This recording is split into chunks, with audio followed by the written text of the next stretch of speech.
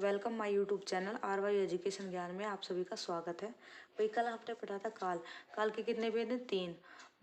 भूतकाल, वर्तमान काल, भविष्यत काल। भूतकाल में मतलब जो बीत गया, वर्तमान काल जो चल रहा है, भविष्यत काल जो आएगा। तो अब उसके बाद हमारी जो बड़ी क्लासों में आ जाते हैं भाई भूतकाल के कितने रूप हैं। भूतकाल के हमारे 6 रूप हैं, इनके बारे में आ जाता है। तो भूतकाल के 6 रूपों के बारे में पढ़ेंगे पहले हम। तो भूतकाल के हैं, पहला है सामान्य भूत।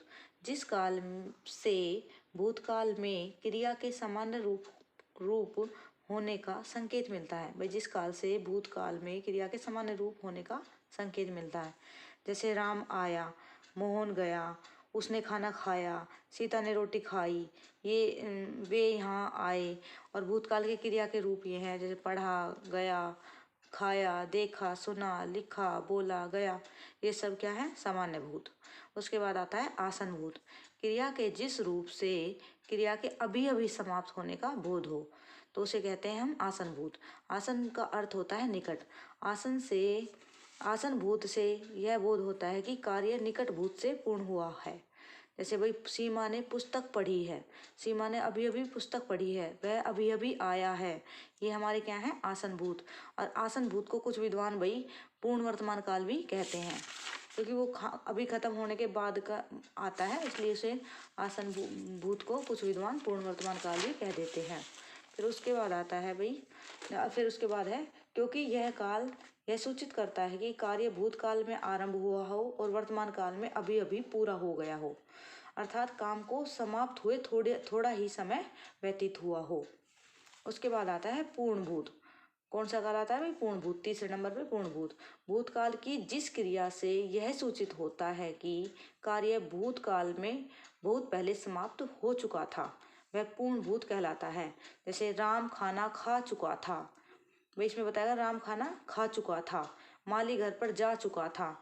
सामान्य भूत के साथ था, थी, थे, भाई इसके आखिरी में पूर्ण भूत होता है, उसमें देख लेना था, थी, थे, जोड़ देने पर पूर्ण भूत बन जाता है। अब ये बताया गया भी सामान्य भूत और पूर्ण भूत में क्या अंतर है, देख लो। उसने खाना खाया, तो ये क्या बन गया? सामान्य भूत। और इसे पूर्ण भूत बनाने के लिए उसने खाना खाया था लगा दिया, तो ये बन गया पूर्ण भूत। सीता ने रोटी खाई और सीता ने रोटी खाई थी, तो थी, बस इतना थी लगाने से ये पूर्ण भूत बन जा रहा है भाई।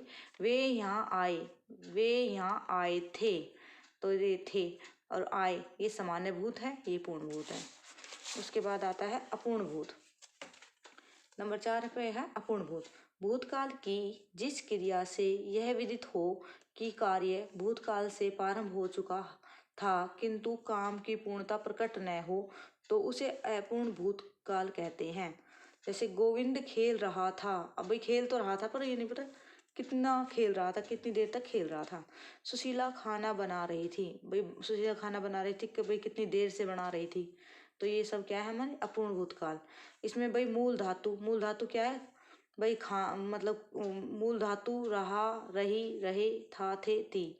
ऐसे वह देख रहा था, वह देख रही थी, इस तरह आ जाते हैं। वे देख रहे थे, तो इस तरह आते हैं।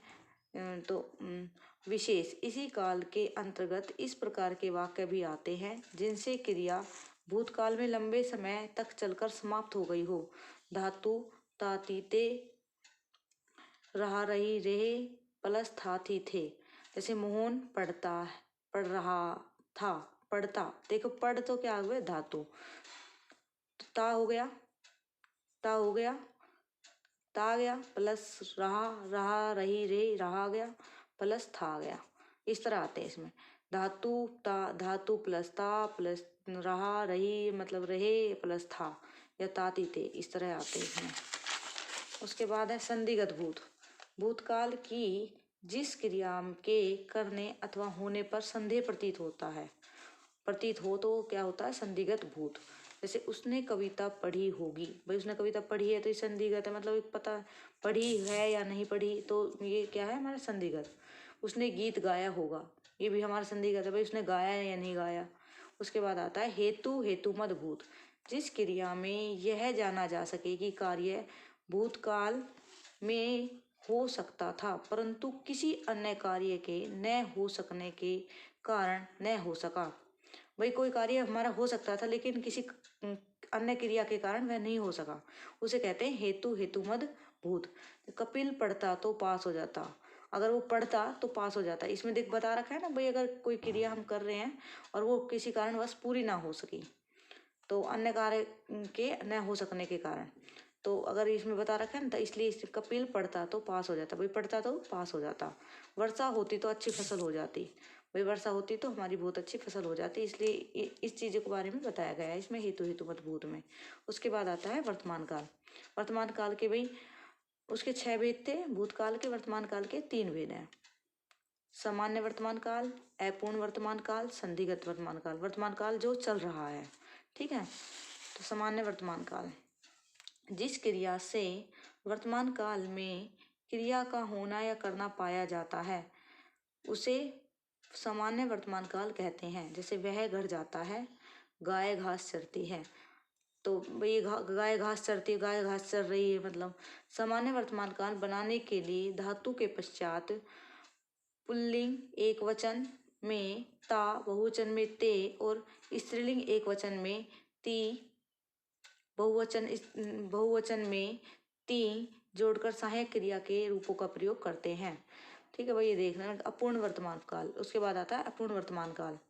क्रिया के जिस रूप से यह पता चले कि कार्य वर्तमान काल में शुरू हो गया है, मतलब शुरू हो रहा है, जो अब चल रहा है, जो अभी जारी है।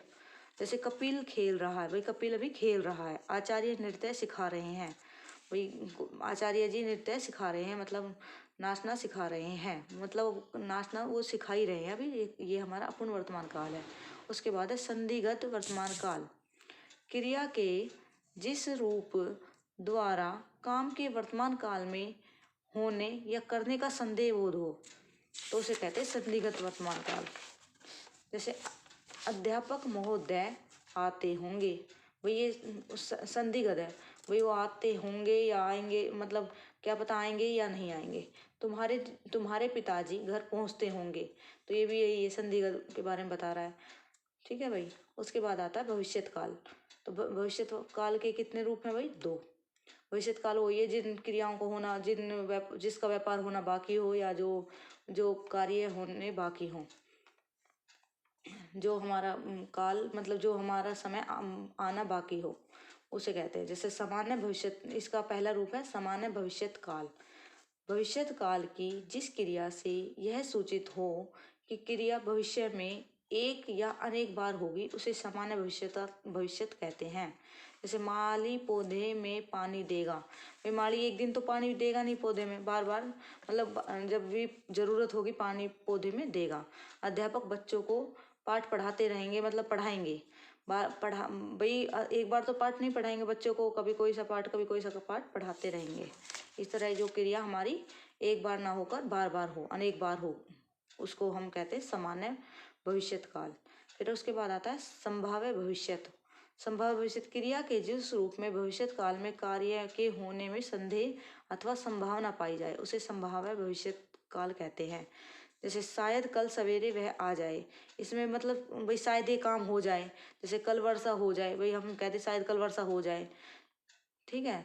तो ये संभाव्य भविष्यत काल होता है। ठीक है भाई, आज हमने भूतकाल के कितने रूप हैं? 6। फिर उसके बाद वर्तमान काल के कितने भेद है? 3। और फिर भविष्य काल के कितने भेद है? 2 के बारे में जाना है। तो भाई थैंक यू। आपको मेरा वीडियो अच्छा लगा हो तो शेयर करें, सब्सक्राइब करें और लाइक करें, और जो वीडियो पर पहली बार आए हों वो सब्सक्राइब कर लें। थैंक यू, धन्यवाद।